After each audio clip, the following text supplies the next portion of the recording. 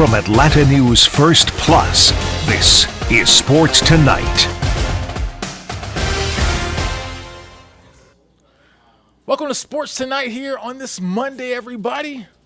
I'm fired up. I don't know about you, but I'm ready to go. There was a lot of crazy sports this weekend, a lot to get to. I am sports producer Scott Pennyman. There you go, sports producer Scott Pennyman. Wow, just so much football to get to this weekend. When it was me and Brett Gilbert, we sat here on Friday, right? And we did this show, we did the Sports Tonight, and we just anticipated how much football we have to get into for the weekend. We talked about heading into this weekend, just all the different sports that were going to be a part of the weekend, right? So we talked about NFL. You got a whole lot of NFL, and if you're a Falcons fan, you have a lot to be excited about. We'll get to some of that in a little bit. If you're a fan of UGA, I'm sure you're a fan of UGA, right? I mean, what's there not to like about UGA football? Of course you're a fan of UGA.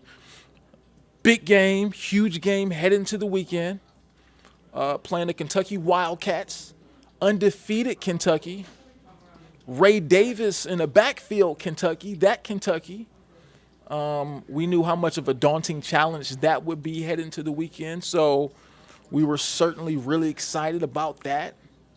And then we really dove into the Braves and their situation. They've actually started already. Last I checked, they were down 1-0 to the Phillies. So we'll get into the importance of that series and just maybe sort of the way that thing is headed. If you're a Braves fan, maybe you're a little bit nervous about that right now. I mean, obviously with the Phillies and everything, but we'll talk more about into that too, and we'll get into that some, and we'll also get into Georgia Tech. Very interesting win over the weekend. Look, if you're Georgia Tech and you've struggled as much as they have, I don't think they're going to be very choosy about how they get their wins, okay? I mean, I just think at this point they just want to win football games. And that they did on Saturday night. And a game that made a whole lot of national attention for a lot of interesting reasons. None of them bad for Georgia Tech. I mean, they got the dub. So that's all that matters, right? That's all that matters to them. But the head coach of Miami, Mario Cristobal, really had a lot of critics on his back. Very deservingly, if you ask me, because he made one of the all-time blunders. I'm not going to say in college football history, but certainly in Miami history, maybe even in ACC history, as a head coach. A lot of mistakes he made. So we'll talk more about that too. But the first thing we want to start with today is the Falcons' big win over the Houston Texans, 21-19. Lots of good things, lots of good takeaways from that game, right? Because how many weeks have we come on here, right? We've talked so much about just the different things we wanted to see from the Falcons offense, right? We talked a lot about that, whether it was just me, whether it was Brett, whether it was Bailey. We talked a whole lot about just what we wanted to see and what we weren't seeing from the Atlanta Braves offense. The Atlanta Falcons offense. All right, we'll talk some Braves too, but right now we're talking Falcons. Just so much what we wanted to see from the Falcons offense, and we weren't seeing, right? We talked about that heading into this game. We talked about how these two teams were headed in two different directions. The Houston Texans had won 2 straight coming into this game, 2 straight blowout wins against pretty quality opponents. I mean, they blew out the Jaguars, and then they blew out the Pittsburgh Steelers. So they were feeling really good coming into Mercedes-Benz Stadium on Sunday. The Falcons probably not feeling so good. They just dropped 2 straight, and their offense really struggled. They lost to the Detroit Lions, and then they went overseas, got beat up by the Jaguars. So it was 2 teams headed into 2 different directions. And I think when you watched the game yesterday, you came away very excited. about a multitude of things. Not just about winning the football game, because obviously you're excited about winning a football game, of course, right? But there was a lot of things to be excited about when you just think about how the game went. And you think about so many things that we had talked about in recent weeks about where the Atlanta Falcons offense was headed. And a lot of people were, they were really not sure, right? Because Desmond Ridder just hadn't been great in the first 4 games of the season, right? I don't think anybody could really argue that. And there was just so much we were waiting to see from the Falcons offense, right? There were so many possibilities that we were waiting for. We talked about how they drafted in the top 10. They drafted Kyle Pitts in the top 10. They drafted Drake London in the top 10. They drafted Bijan Robinson in the top 10. And we just weren't seeing from the offense. It just wasn't it, man. We weren't seeing from the offense what we expected to see really since they drafted those guys, right? And what we're excited to see when you figure Desmond Ridder was there. And we were so excited to see Desmond Ridder and the offensive possibilities. In the first 4 weeks, we just didn't see it. It seemed like they were just really treating this offense like it was in the infancy stages or something, right? Because we were seeing just a lot of check down passes. We were seeing a lot of 5 and 6 yard check downs from Desmond Ridder. And it was really unappealing to the fan base. It was unappealing to us in the media as far as what we were watching. It wasn't good football, right? And so then you go into yesterday's game, and I think if you're a Falcons fan, you were encouraged by so much of what you saw yesterday. So much.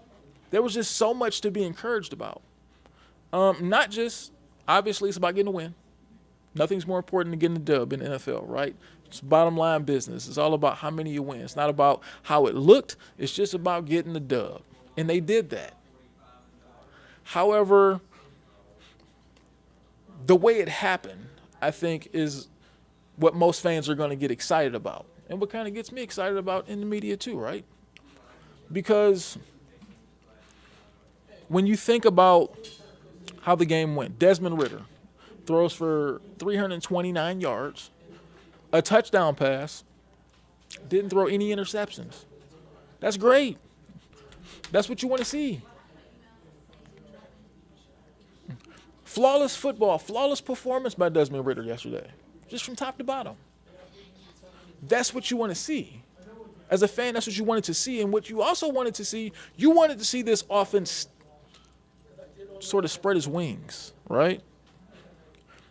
I think we saw a lot of that yesterday. Just when you look at the stat sheet right here, okay? So you got Kyle Pitts, 7 catches for 87 yards. That's kind of a picture-perfect game. That's the kind of week you want to see Kyle Pitts have every week. I said it on here before. Kyle Pitts should have no less than 5 to 10 targets every single week. He was supposed to change the position. He was supposed to change the position of tight end. It's really hard to change the position when you're only getting 2 and 3 balls thrown your way every single week. I'm just being real, right? So if he's going to change the position of tight end, they're going to have to find more ways to get him involved.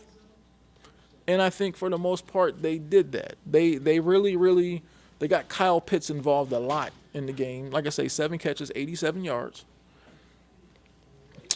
And lots of crucial catches, too. I mean, it wasn't just the fact that he had 7 catches. He had a lot of big catches in that game. A lot of big moments in that game. Kyle Pitts really stepped up. And if you're a fan of the Falcons, that was a performance that you could really be proud of. And then Drake London as well, right? Where's he been the last few weeks? I mean, seriously, where's this offense been the last few weeks? Just a really strong performance offensively all the way around by the Falcons. 330 yards passing for Ridder.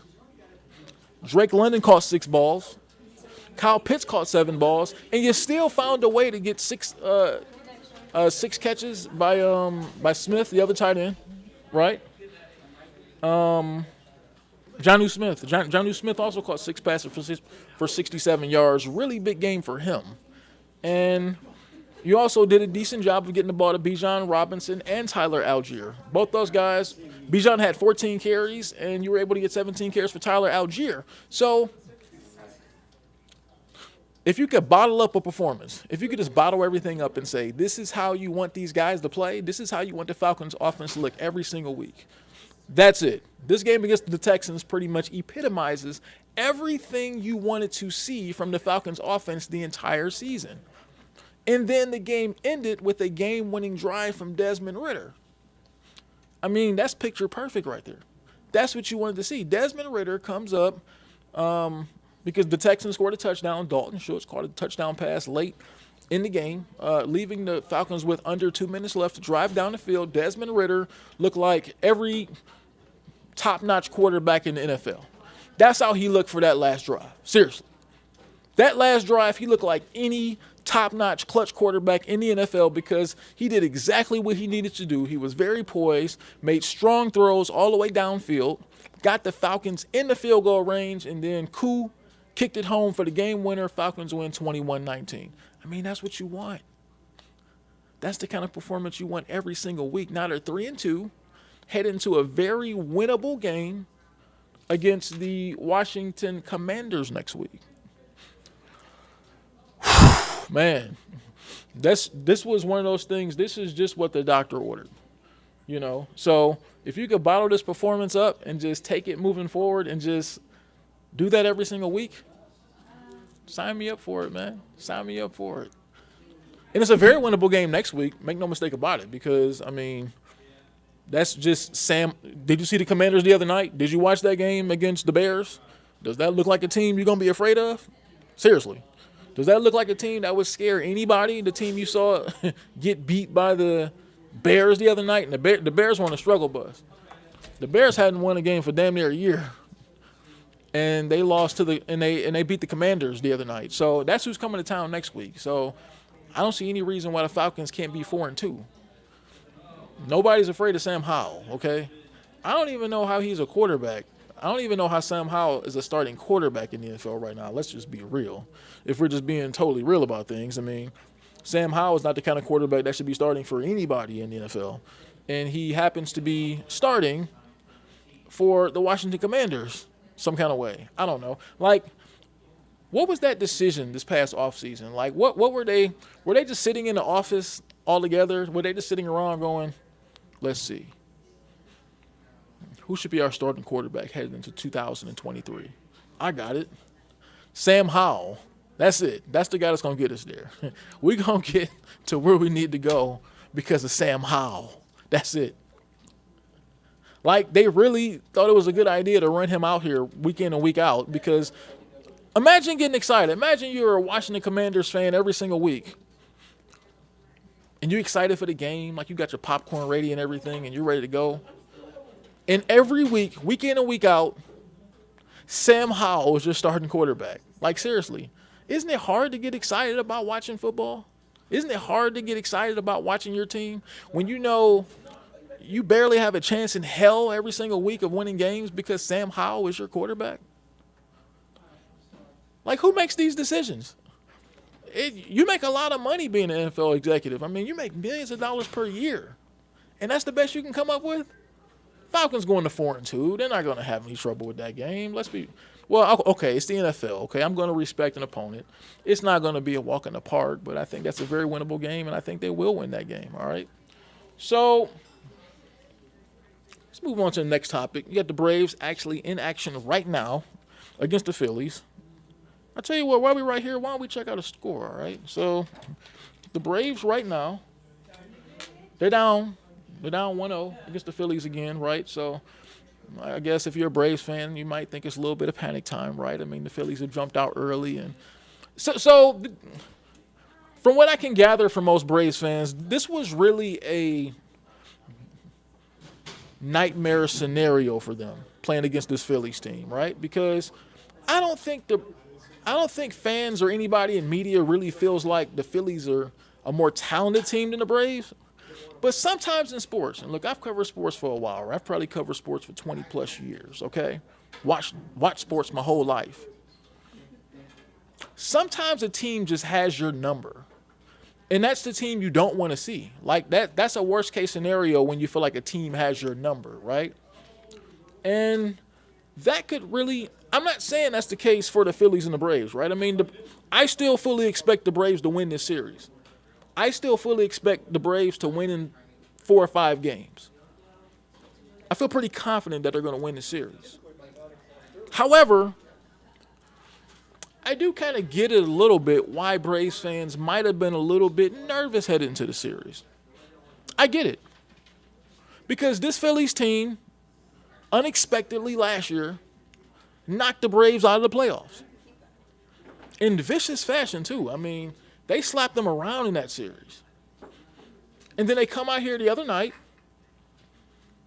shut the Braves' hot bats down, and they win 3-0. Right on their home field. So I can understand where there's maybe some nervousness there because you feel like, man. And look, anybody who's played sports, you understand that, right? You get it. There's a mental aspect of playing sports that's really hard to describe, right? Because once, especially last year, once that kind of disaster happens where a team beats you like that in the playoffs, and then they come and take game 1 on your field again the next year, there's a mental component to that. There's a mental component to where you're maybe thinking, gee, does this team just know how to beat us? I mean, that's a feeling you have sometimes. Anybody who's played sports before, you know that. A team, once a team has you here, they're going to take this too. And that's kind of maybe the situation the Braves are in right now. I don't know. I still think they could rebound and win this game. But if they lose tonight, I think that's going to be the question. Are the Phillies in here with them? Do they have it in their minds like, I don't know if we can beat this team? I don't know. And if they're up here strong, they're going to also take what's in here. That's how it works. So, yeah, I get Braves fans being a little bit nervous, being a little bit on edge, because you may feel like that this team might have our number a little bit. And the Phillies, man, they get fired up for these postseason games. I mean, when you look at the emotion they were playing with, when Trey Turner turned that big double play the other night, when Bryce Harper hit the home run, I mean, this is a very motivated team. Yeah, they're a very dangerous team. I think we knew that. I think we knew that heading into the series. I think we knew that heading into game 1. I think we knew the Phillies were a very dangerous team. So, again, I still think the Braves are going to win this series. I feel like the Braves will win the series. Let me be clear. I feel like the Braves are going to win this series. However, I understand the anxiousness among fans a little bit because of the history with the Phillies. But I still think we're going to get Braves and Dodgers in the league championship series. So just settle in, enjoy the series. Sometimes it's a fun ride. Remember the journey. The journey is the fun part to get to a championship, right? Because as fans, we don't get championship rings. When you're a fan, you don't get a ring yourself. I mean, I guess you could buy a replica ring and all that stuff, but we don't get the rings and everything like that. So what we have to enjoy is the ride. So I think fans are going to get a really good ride here in this playoffs for the Braves. But I do expect them to win. Let me be clear. But don't come running for me if they lose the series, okay? I mean, there's no guarantees here, all right? I mean, this isn't like you just bought a car or something like that. There's no warranty. There's no guarantees. I'm just saying I think they're going to win the series. We'll see. All right, so let's jump on to topic number 3, UGA. Now, you're talking about a surefire win here, right? I mean, pretty much UGA is the surest bet every Saturday, week in and week out, to win. And I know there were doubts coming into the game. People looked how good Kentucky was, and they were saying, Kentucky, man, this is going to be a really good test for UGA. And in a lot of ways, I thought it was too. I thought Kentucky. I didn't think Kentucky would win. I said that right here on the show on Friday. I didn't feel like Kentucky would win. But I did feel like they would put up a more stiffer test against UGA. They didn't really even compete in that game, right? I mean, They got ran over. 51-13 was the final. And when you look at UGA right now, I think you're looking at a team who is really rounding in the form at the perfect time. Like, to me, make no mistake about it, they're the best college football team in the country. And I know people have said this UGA team right now doesn't look like they've looked in past years. You know, they don't have the crispness. They've struggled at times against South Carolina, and they got behind Auburn, so that's left some room to panic. It's left room for people to think that maybe this team wasn't as good as teams in recent years, but they don't have to be as good as teams in recent years. They just have to be the best team this year. And I think when you look around college football, I don't see another team better than Georgia. I'm just being honest. I'm not being a homer because we do this show right here from Atlanta. I'm just going by the facts. I'm just going by what I'm seeing in these games week in and week out. There's not a more complete team than UGA. Like, I've seen multiple games that USC have played. I've seen multiple games that Ohio State has played. And I don't think those teams are as good as Georgia. Just top to bottom on both sides of the football. Like, I think when you watch USC, Caleb Williams is outstanding. You know, the brother's going to be the number 1 overall pick, whether he chooses to come out this year or next year. He's going to be the number 1 overall pick. He's a great player. Lincoln Riley's a great offensive coach, but let's be real. Lincoln Riley's defenses always stink year in and year out. Whether he's at Oklahoma or USC, you can be sure that his defenses will stink. That's just what it is. So I think when you think about that aspect of it, I don't really give USC a real chance to be national champions. That's just where I'm at with that, okay? And I think when you look at Ohio State, Kyle McCord's been really shaky at quarterback for them, right? I mean, I don't see a whole lot to get excited there about. I think he's a good quarterback. I think he's a decent quarterback. He's decent enough to distribute the ball and get in the hands of playmakers like Marvin Harrison and Emeka Ibuka. But Ohio State, that hasn't really looked like elite yet. Now, if they get Travion Henderson back in the backfield, I think that offense can maybe go to a new level. McCord could look better, and I think things will look better for them. But offensive and defensively, they're not as good as Georgia. I'm just being real, right? I think they can play with Georgia. I think if Ohio State plays, I think if they play UGA, it's going to be a really good battle. But I think, bottom line, when you think about all parts of the game, when you look at offense, like Carson Beck is really rounding in the form. I think from a pure talent standpoint, there's more to like about Carson Beck than there is to like about Stetson Bennett. Now, I know that's hard to say. That's hard to say because Stetson won 2 national championships, right? I know fans are probably going to watch this show and they're going to be like, what are you talking about, man? Stetson won a couple national championships. You can't say that. But I think from a pure natural ability standpoint, I like Carson Beck a little bit more. I mean, he can do a lot more. He can move out the pocket. He can make strong throws downfield. And I think he's really just getting his footing within this offense, within this team, to where I think this offense can really go to new heights, right? As far as the backfield, they always got guys that can run the football, right? They have plenty of guys that can run the ball. That's never a problem. And I think defensively, they're starting to look like the typical dominant UGA defense. You know, a lot of those guys are back, guys like Dumas Johnson, and they got playmakers in that secondary. Malachi Starks, that guy's a playmaker. He's going to be a future first-round pick one day, you know.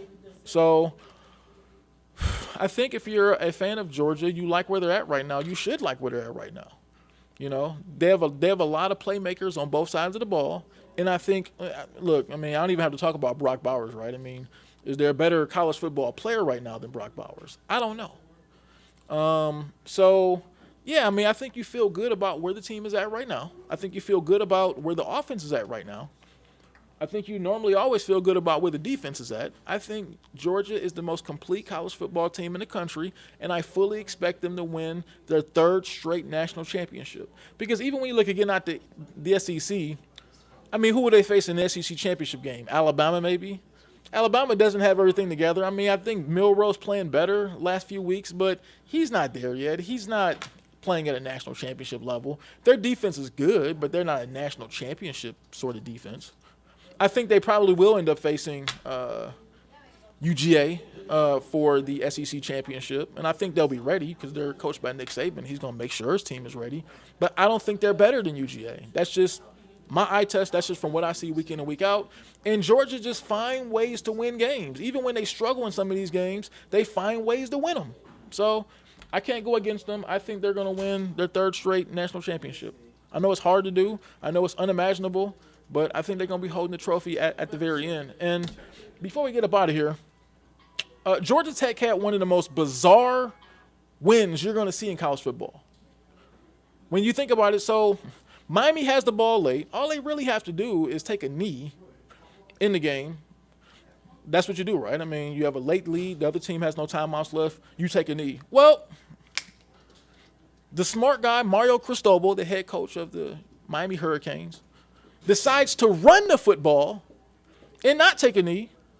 The running back fumbles the ball. Georgia Tech recovers, and a couple plays later, they're in the end zone for a game-winning touchdown. Like, what in the world was Mario Cristobal thinking? Like, I don't get it.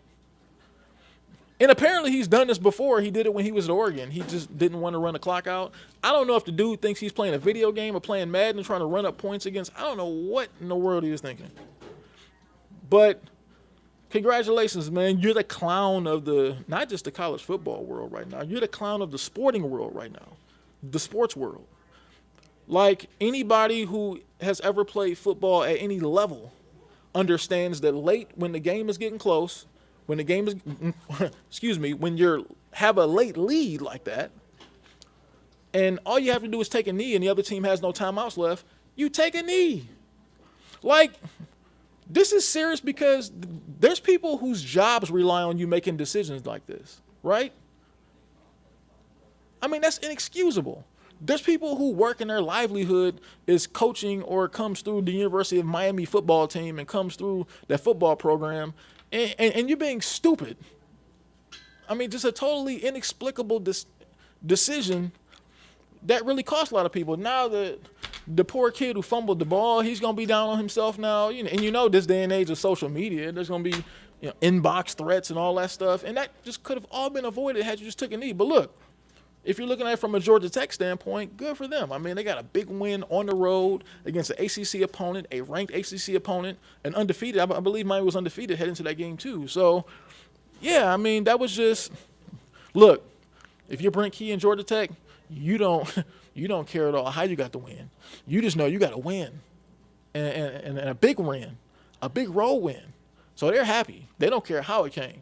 Brent Key after the game was pretty much like, hey, we'll take it how it comes. We'll take the wins how they come. So, yeah, that was congratulations, Mario Cristobal. You were considered the clown for the week. Maybe it'll die down a little bit as the week goes along. But, yeah, that's one of those devastating losses that it's not easy to come back from. It's really not. So, look, that's his problem, right? So, what's on my mind here as we get late here? So, I love football season. Everybody talks about it. Just kind of my thoughts about this past week of football. Man, I don't think – I look at it in the NFC like the Eagles and the 49ers are headed for one hell of a collision course. I mean, by far, in my opinion, when you look at those teams play football, those are to me clearly, maybe I put the Kansas City Chiefs in that category, but right now when you look at these NFL games, when you watch these games every single week, and I watch a lot of different football games, it's very apparent that the class of the NFL right now is pretty much Kansas City, the Eagles, and the 49ers. And then there's everybody else, period.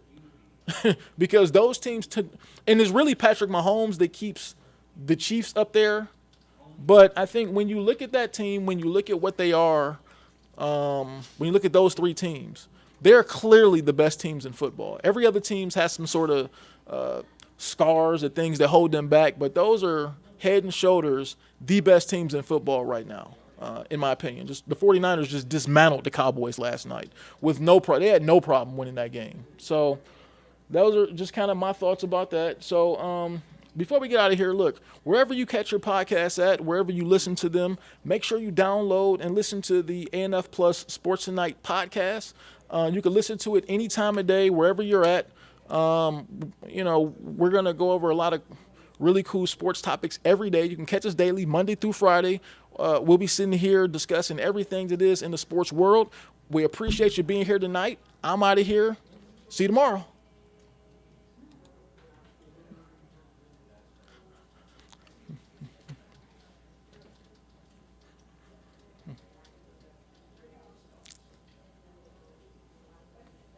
Switch.